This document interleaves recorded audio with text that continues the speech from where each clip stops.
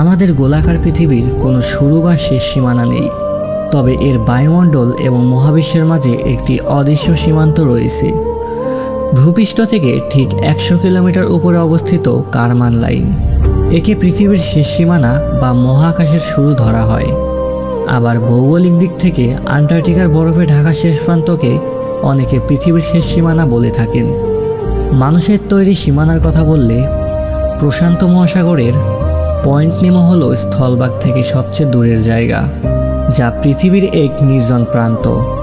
আইনগতভাবে আন্তর্জাতিক সমুদ্র সীমা কোনো দেশের সীমানা শেষ হওয়ার পর শুরু হয়, যা সবার জন্য উন্মুক্ত। আবার বিজ্ঞানের দৃষ্টিতে পৃথিবীর চৌম্বকীয় ক্ষেত্র মহাকাশের ক্ষতিকর রশ্মি থেকে আমাদের রক্ষা করতে চারিদিকে একটি অদৃশ্য প্রাচীর তৈরি করে রেখেছে।